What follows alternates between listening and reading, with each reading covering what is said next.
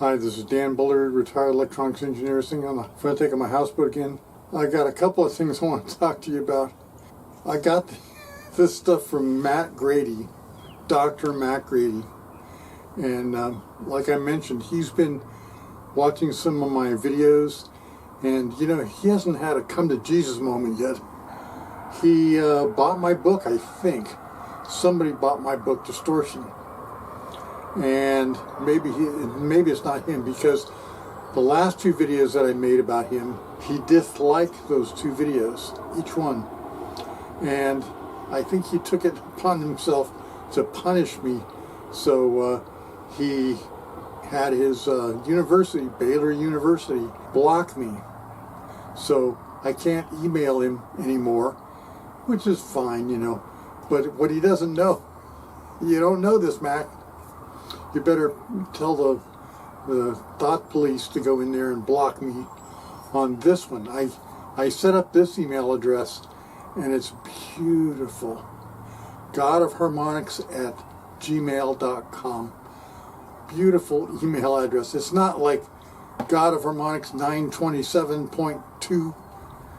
You know, nobody's ever grabbed God of Harmonics, so I got God of Harmonics. So you can feel free, email me at godofharmonics@gmail.com, and my old email address still works, dan@danbullard.com. But he's punishing me. He doesn't like what I'm saying. And I can understand, you know. I mean, it's not very nice for me to say what I'm saying, but I've given him plenty of chances, just like that other PhD. I gave her plenty of chances to, you know, come my way of thinking. And I've looked at Dr. Mack Grady's stuff, and he has nothing about area, nothing about angle, nothing in all of his stuff on harmonics. Now remember that area is Parsifal's identity, and that was the area of something is equivalent to the harmonics created. And so that's how I stumbled across this myself before somebody came along and said, oh, and it was a YouTube viewer who said, hey, have you heard of Parsifal's identity? No, I hadn't. So, but I came up with what had become Parsifal's identity, and it's beautiful, beautiful. So, Dr. Mack Grady, he doesn't like being questioned, and you know, I can understand that. He's got a, you know, holier than thou attitude. Oh, and by the way, this is what he looks like. I watched a couple of his videos. He reminds me a lot of the character in Star Trek Next Generation, the gal teaching the students about earth, air, fire, and water. That's what this is all about. The study of harmonics is based around, essentially, earth, air, fire, and water. That's what it's nonlinear, blah, blah, blah. And, you know, sometimes it's difficult to see the nonlinear bull fucking shit. Harmonics are useful. Harmonics are good things. Without harmonics, you wouldn't have any waveform other than a sine wave. You would be stuck with nothing but sine waves, and that would be impossible. You couldn't have a guitar with distortion on it. You just couldn't do it. It wouldn't happen. And you know, you think about the way the universe is constructed.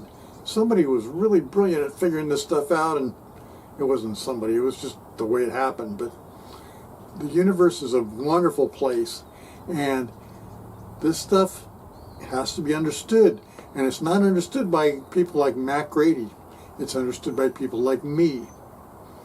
And I'm trying to open the gates and let it out. And you've gotta help me get it out there.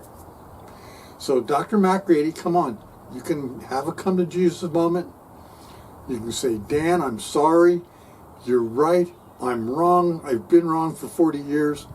I agree with you. I understand what you're saying. But you've got to be able to do that.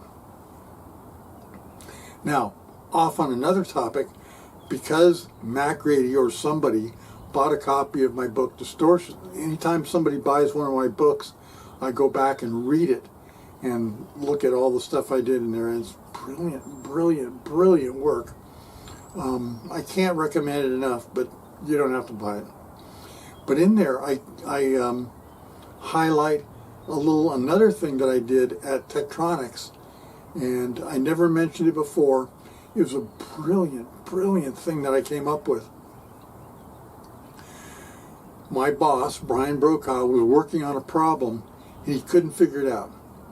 He was working on a device for a military part for Raytheon, and he couldn't get it to work.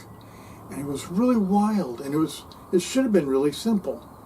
What was happening was they were forcing current on a pin on the device, and they were forcing zero current on the pin. Now, zero current, that's basically a dead open, right? And it's a wonderful thing. Zero current's a wonderful thing. You can do that with a VI. The problem was it was oscillating. And Brian couldn't get it. Weeks and weeks went by. Brian couldn't get it to stop oscillating. And I said, Brian, you want me to look at it? You know, I'm here if you want. And this is a guy who had already admitted to me during the interview that I was the most knowledgeable person he'd ever seen work at Tektronix.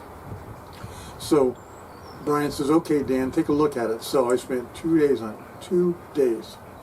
Brian had worked on it for weeks, and the guys at Raytheon had worked on it for weeks, maybe months. Why was it oscillating? It was a brilliant thing in Class B amplifiers, Class B and Class AB. If you don't do Class AB properly, if you don't bias the output amplifiers properly, you get bad problems. And this is what they were doing. They were not biasing the Class AB amplifier properly, and so when you programmed 0 milliamps in the 2 amp range, it couldn't do 0 milliamps. It was push-pull, right? So it got caught oscillating. And I had tried the standard trick. When you have an oscillation, you put a capacitor on there, try different values of capacitors, and it'll slow down or change, and then you can, you know, find a capacitor that works. None of that worked. So I worked on it again, and I realized this thing couldn't do 0 milliamps in the 2 amp range. It could do 0 milliamps in the 2 milliamp range, but it couldn't do 0 milliamps in the 2 amp range. So what I did was, because it's on a matrix, I connected in another matrix pin, connected another VI to it, and then forced that VI to force 100 milliamps. And I told the VI that I was measuring with to force minus 100 milliamps. And so then, minus 100 milliamps in the 2 amp range, and 100 milliamps in the 2 amp range, that got it away from the 0 point, got it away from the push-pull zero crossing.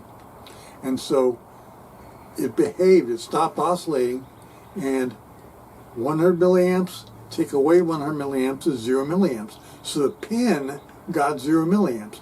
The VI that was forcing 100 milliamps got rid of the 100 milliamps in the other VI. So the VI took it all up, and so the pin got 0 milliamps. That's the way to do it. And that's the only way to do it. Now that would have caused a crossover distortion in any amplifier. So if you use that kind of setup for any amplifier for audio and you passed a sine wave through it, it would hit right at the zero crossing, you would hit that nonlinearity and cause a distortion. And you know what those look like. Those nonlinearities at the zero crossing cause harmonics that look very strange. And that was, I mean, apparently I discovered that. Nobody else has. And the trick is to color code the harmonics so you know which harmonics are odd and which harmonics are even. So that was in the book Distortion. And it was a brilliant thing. So I solved this problem in 2 days that Brian had worked on for weeks and Raytheon had worked on for weeks, maybe months. And it was just a fuck up in the BTS, those basic test systems. And Mack, come on man, I'm still open to talk to you.